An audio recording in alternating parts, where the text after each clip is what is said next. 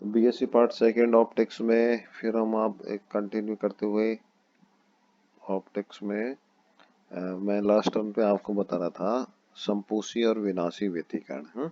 संपोषी और विनाशी व्यतिकरण मैंने काफी कुछ बता दिया था, तो अभी मैं थोड़ा सा इसी के बारे में बता करके फिर टॉपिक चेंज करेंगे। तो हमने बताया था कि जो दो तरंगे हैं, एक यहाँ से दो स्रोत है जो इससे एक पॉइंट तक पहुंचती है, ये इधर से पहुंचती है, ये R1 दूरी तय करती है, ये R2 दूरी तय करती है, P पॉइंट तक पहुंचती है, ये पॉइंट P है। तो ये पहली तरंग यहाँ से जाती है, उसकी समीकरण y1 बराबर a sin omega t minus KR1, और यहाँ से जो तरंग जाती है उसकी समीकरण है b sin omega T minus KR2। ये तरंगे की समीकरण थी। ए और बी इनके आयाम थे। परिणामी आयाम हमने बता दिया था आर परिणामी आयाम। दोनों तरंगे यहाँ जो मिलके परिणामी तरंग बनती है ना, यहाँ इन दोनों ये दो तरंगे हैं छोटी छोटी, ये और इन सब से मिलके एक परिणामी तरंग बनती है इस तरह की। यहाँ पर इसका जो आयाम है उसका फार्मूला मैंने आपको बताया था, वो कितना था? परिणामी तरंग का आयाम, एक मिनट मैं लिख देता हूँ, आर स्क्वायर बराबर A square plus B square plus 2ab cos के R1 माइनस R2। ये परिणामी तरंग का आयाम था। यहाँ पर हम जानते हैं तीव्रता तीव्रता I इज प्रोपोर्शनल टू आयाम का स्क्वायर। ये फॉर्मूला है, तीव्रता I इज प्रोपोर्शनल टू आयाम का स्क्वायर। तो परिणामी तरंग की तीव्रता I is proportional to R square. पहली तरंग की तीव्रता I1 is proportional to A square, दूसरी तरंग की तीव्रता I2 is proportional to B square. तो मैं ऐसे लिख सकता हूँ कि R स्क्वायर की जगह I बराबर I1 plus I2 plus 2 under root I1 under root I2 cos के R1 माइनस R2। तो परिणामी आयाम अधिकतम संपोषी व्यतिकरण के लिए क्या होगा? संपोषी व्यतिकरण के लिए, संपोषी या कंस्ट्रक्टिव के लिए इंटरफेरेंस के लिए क्या होगा? R बराबर, ये हम जानते हैं, ये कॉस ये K है ना, KR1 माइनस R2, ये कलांतर, ये क्या कलांतर, ये 2n पाई के बराबर हो जाएगा, तो ये 1 हो जाएगा। तो R स्क्वायर बराबर A square plus B square plus 2ab बराबर A प्लस B का स्क्वायर। कितना हो जाएगा? A प्लस B का स्क्वायर। या I बराबर क्या हो जाएगा? I1 प्लस I2, ये है ना, ये ये वाले ये चीज है, ये क्या हो जाएगा? I बराबर I1 plus I2 plus 2 under root I1 I2, ये I के बराबर हो जाएगा। अगर हम ये माने A और B समान है, दोनों तरंगों के आयाम समान है, क्या समान है? आयाम समान है, तो R स्क्वायर बराबर A बराबर B। तो R स्क्वायर बराबर हम इस फॉर्मूले में रखेंगे, तो ये A बराबर B रखेंगे तो क्या हो जाएगा? A प्लस A का स्क्वायर, A प्लस A का स्क्वायर बराबर 4A स्क्वायर, या 4 इंटू I1। तो हम इसको लिख सकते हैं I बराबर 4 इंटू I1। 4 गुना तीव्रता हो जाती है, अधिकतम तीव्रता। ये क्या होगी? अधिकतम तीव्रता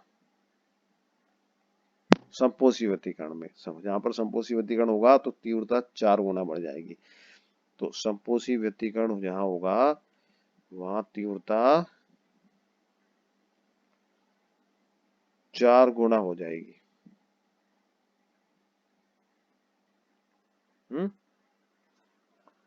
तो ऐसे ये, और परिणामी आयाम कितना हो जाएगा?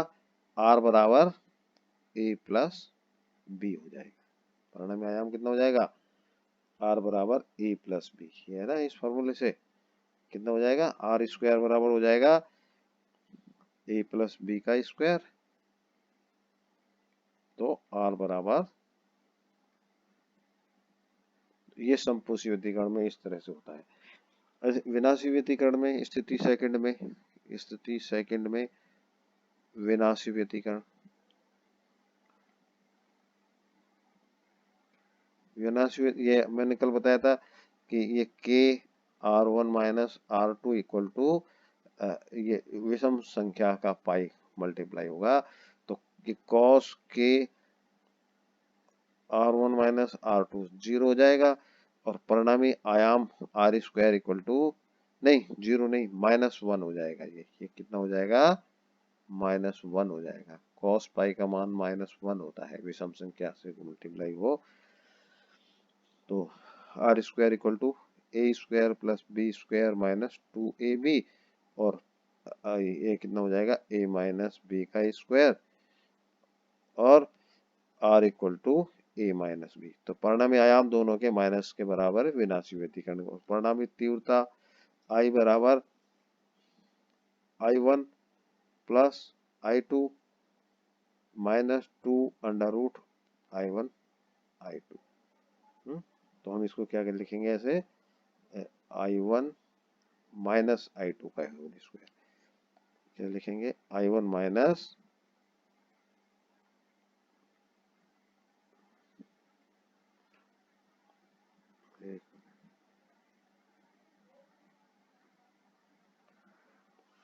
अगर a बराबर b हुआ, इफ a बराबर b, तो परिणामी आयाम बराबर कितना हो जाएगा? शून्यता हो जाएगी और तीव्रता भी शून्य हो जाएगी। तो ये वो स्थिति है, परिणामी आयाम शून्य और परिणामी तीव्रता। तो वहां पर क्या होगा? जब ये व्यतिकरण विनाशी होगा, वहां पर समान आयाम होते हैं। यदि समान आयाम है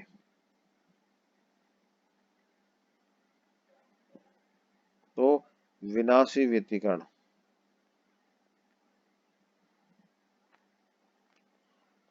मिनिमम तीव्रता, न्यूनतम तीव्रता कितनी हो जाएगी? 0 होगी। तो अंधेरा हो जाएगा है। तो यहाँ देखिए आप कि व्यतिकरण हो रहा है, प्रकाश प्रकाश से मिल रहा है, प्रकाश, दो प्रकाश मिल रहे हैं, प्रकाश प्लस प्रकाश, दो प्रकाश की तरंगें मिल रही हैं, लेकिन वो अंधेरा भी हो सकता है। वहां पर क्या हो सकता है? अंधेरा भी हो सकता है?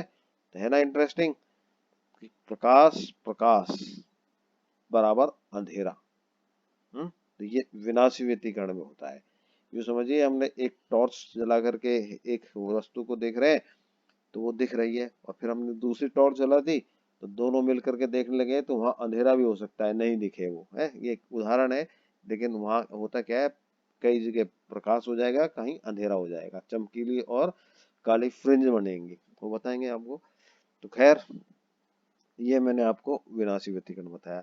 एक चीज और होती है कंट्रास्ट। कंट्रास्ट, कंट्रास्ट है, इसको हिंदी में कहते हैं विपर्यास। वो क्या होता है? आप यूँ समझिए, अगर जैसे दो आयाम है, मैं एक उदाहरण बताता हूँ आपको। दो तरंगे हैं, उनके उदाहरण है, मान लीजिए एक का आयाम, आयाम है ना A1, A बराबर 5 है और B बराबर 5 है। तो अधिकतम आयाम कितना होगा? समपोषी के टाइम, समपोषी के टाइम 10 अधिकतम होगा, और विनाशी के टाइम कितना हो जाएगा? 0 हो जाएगा, है। A प्लस बी और A माइनस बी। तो ऐसे जब फ्रिंज जहां पर चमकीली बनेगी, जहां संपोषी व्यतिकरण होगा, वो ज्यादा चमकीला हो जाएगा, है, डबल दिखने लगेगा वहां पर आयाम। और जहां पर विनाशी व्यतिकरण होगा, वहां बिल्कुल अंधेरा हो जाएगा। तो हमको काला और चमकीला सुस्पष्ट दिखाई देंगे। क्या? काला स्थान, काला व्यतिकरण या काला स्थान जहां पर होगा, और चमकीला स्थान, क्या? चमकीला स्थान जहां पर व्यतिकरण होता है, वो सुस्पष्ट दिखाई देंगे। कैसे दिखाई देंगे? सुस्पष्ट दिखेंगे। लेकिन अगर इसी उदाहरण में मैं ये मान लूं कि दूसरी स्थिति में a बराबर 100 और b बराबर 5, तो संपोषी व्यतिकरण में क्या होगा? संपोषी व्यतिकरण में दोनों 100 + 5 बराबर 105। तो ये अधिकतम आयाम होगा। ये कितना होगा? अधिकतम आयाम। और विनाशी में क्या होगा? विनाशी में 100 - 5 क्या? 95। तो काला नहीं होगा, अंधेरा नहीं होगा, वहां भी तीव्रता काफी अधिक होगी। यह न्यूनतम आयाम होगा। क्या होगा?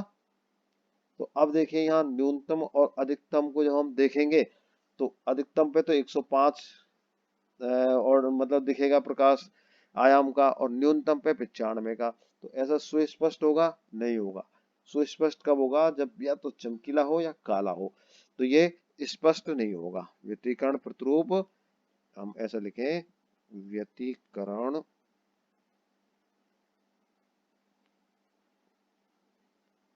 प्रतिरूप स्पष्ट नहीं होगा।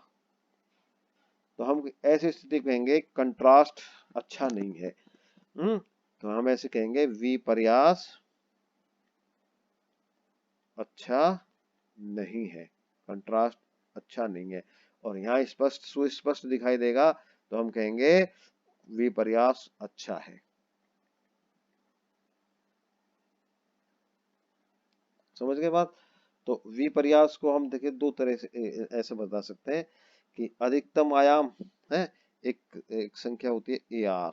ए आर बराबर अधिकतम आयाम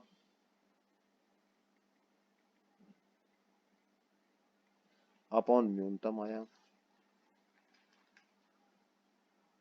अधिकतम आयाम a + b, न्यूनतम आयाम a - b। और तीव्रता आई आर, आई आर बराबर ए आर का स्क्वायर, मतलब तीव्रताओं का अनुपात अधिकतम तीव्रता अपॉन न्यूनतम तीव्रता a + b का स्क्वायर अपॉन a - b का स्क्वायर। तो ये आई आर है, ये विपर्यास कहते हैं इसको। आई आर को क्या कहते हैं? कंट्रास्ट कहते हैं। और जब a बराबर b होगा तो आई आर का मान क्या हो जाएगा? अनंत हो जाएगा। तो कंट्रास्ट सबसे अच्छा मतलब सबसे ज्यादा अनंत होगा। और a बराबर b नहीं होगा तो कंट्रास्ट कम होता जाएगा। तो कम होता जाएगा। और a b में डिफरेंस है, a और a एंड b में लार्ज डिफरेंस है। तो कंट्रास्ट कम होगा। क्या? कंट्रास्ट कम हो जाएगा। खैर, अब हम एक लास्ट में एक ग्राफ बना लेते हैं। तो हमने देखा कि यूं मान लीजिए मैं एक ग्राफ बनाता हूं आयाम या कालांतर में। तो दोनों तरंगे हैं दोनों तरंगों के बीच जब कालांतर, क्या देखिए, कालांतर 0 डिग्री है। यहाँ मैं कालांतर 0 डिग्री मान लेता हूँ है, या 2 पाई है या 4 पाई है। तो मैं ये यहाँ पर 2 पाई मान लेता हूँ। ग्राफ खींच रहा हूँ, यहाँ 4 पाई, यहाँ 6 पाई। ऐसे ही ये अगर डिफरेंस नेगेटिव साइड में है, जैसे पहली तरंग और दूसरी तरंग ये कलांतर में आगे है, तो हम कहेंगे ये वाले प्लस कलांतर है। और ये कलांतर में पीछे है तो ये ज्यादा है, तो हम कहेंगे माइनस कलांतर है। तो -2 पाई, -4 पाई, -6 पाई। इतना जब कलांतर होगा 2 एंड पाई, तो हम कहते हैं क्या? संपोषी व्यतिकरण होगा और मैक्सिमा बनेगा। ये वाई एक्स मान लेता हूं मैं इसको, ये वाई एक्स है। तो यहाँ पर मैक्सिमा बनेगा, यानी कि अधिकतम तीव्रता होगी। यहाँ पर अधिकतम तीव्रता होगी और यहाँ अधिकतम तीव्रता होगी। तो ये अधिकतम तीव्रताओं के बिंदु होंगे। विनाशी व्यतिकरण में क्या होगा, विनाशी में पाई, 3 पाई, 5 पाई प्लस माइनस है, इसमें भी जैसे प्लस माइनस थे तो पाई इसके बीच में है, तो यहाँ पर तीव्रता 0 होगी। यहाँ पर क्या होगा विनाशी में, आई बराबर 0, और संपोषी में ये है ना संपोषी, ये क्या होगा, आई बराबर 4I1, तो यहाँ 4 गुना तीव्रता होगी। तो अब हम जो ग्राफ खींचे थे यहाँ पर अधिकतम तीव्रता और यहाँ पर न्यूनतम, तो ये अधिकतम से न्यूनतम आ गया। फिर 2 पाई होकर के यहाँ पर अधिकतम तीव्रता, फिर 5 पाई, 3 पाई पर, फिर यहाँ 3 पाई पे न्यूनतम तीव्रता, 4 पाई पे अधिकतम तीव्रता, 5 पाई पे न्यूनतम तीव्रता, 6 पाई पर अधिकतम तीव्रता। तो हम क्या देख रहे हैं, इस तरह का ग्राफ मिलता है। ये -पाई, 2 पाई पर अधिकतम तीव्रता, ये 2 पाई पर अधिकतम तीव्रता, 3 पाई पर फिर न्यूनतम, 3 पाई पर न्यूनतम, 4 पाई पर अधिकतम, 4 पाई पर अधिकतम, 5 पाई पर न्यूनतम, तो 5 पाई पे न्यूनतम, 6 पाई पे अधिकतम, 6 पाई। तो हम ये देख रहे हैं क्या ये इस तरह के काले और चमकीले, जहां पर ये ज्यादा तीव्रता है ना, ये 4I के बराबर है, यहाँ कितना है 4I के बराबर है, और ये 0। तो जिन जिन जगहों पर यूं समझिए 2 पॉइंट है, हम इसको जैसे उसमें माने, ये तो हमने कलांतर में ले लिया। पथांतर क्या हो जाएगा, देखिए कलांतर और पथांतर का रिलेशन निकालेंगे। यहाँ पर लैम्बडा पथांतर, 4 पाई पर 2 लैम्बडा पथांतर, यहाँ पर 6 पाई पर 3 लैम्बडा पथांतर, पाई पर लैम्बडा बाई 2 पथांतर, यहाँ पर 3 लैम्बडा बाई 2 पथांतर। तो जो हमने 2 पॉइंटों से यहाँ तक तरंग जा रही है, अगर इन दोनों के बीच में कलांतर या पथांतर, जैसे पथांतर लैम्बडा है, 2 लैम्बडा है, 3 लैम्बडा है, दोनों के रस्तों के बीच में, इन दूरियों के बीच में, तो ये चमकीला पॉइंट होगा। और इस पॉइंट के पास में मान लीजिए मैंने एक दूसरा पॉइंट ले लिया कि यहाँ पर अब ये यहाँ से ये ऐसे जाएगी और इस पॉइंट पर ये ऐसे जाएगी। तो ये हो सकता है जो पहले लैम्बडा था ना, अब क्या हो जाएगा, थोड़ा बढ़ जाएगा, ये ज्यादा दूरी तय करेगी, ये कम दूरी तय करेगी, 3 लैम्बडा बाई 2 हो गया। तो पथांतर 3, यहाँ पर लैम्बडा है, यहाँ पर लैम्बडा है, और यहाँ पर यहाँ से पहुंचने में 3 लैम्बडा बाई 2 है, तो ये काला हो जाएगा। तो ये बिंदु चमकीला और ये बिंदु काला। तो हम ऐसे मान लो एक पर्दा ऐसे रखा है, ये पर्दा रखा है और ये 2 बिंदु हैं, तो यहाँ बिंदु पर ऐसे चमकीले काले ऐसे किरणें पहुंच रही हैं, यहाँ से यहाँ तक पहुंच रही हैं, ये समान दूरी तय करके पहुंच रही है, 0 पथांतर, यहाँ पर लैम्बडा बाई 2 पथांतर, यहाँ लैम्बडा पथांतर, यहाँ लैम्बडा पथांतर, यहाँ 3 लैम्बडा बाई 2।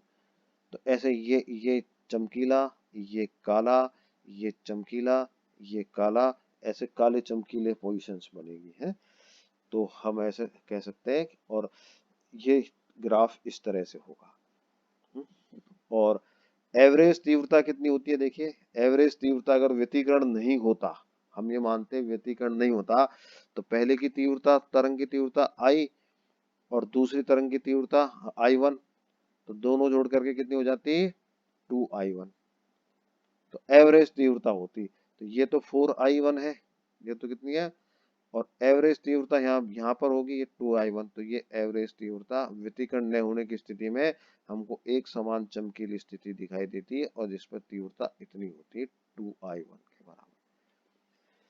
खैर अब हम इस चीज को खत्म करते हैं, अब हम आपको फ्रिंज विड्थ के बारे में बताते हैं। तो फ्रिंज विड्थ, तो फ्रिंज फॉर्मेशन मैंने आपको अभी बताया था, फ्रिंज ये काले सफेद पॉइंट बताए थे ना, काले सफेद बिंदु। खैर अब हम इसको कल पढ़ाएंगे, आज टाइम हो गया है, 20 मिनट से ज्यादा का है, ये वीडियो अपलोड नहीं होता है। Thank you.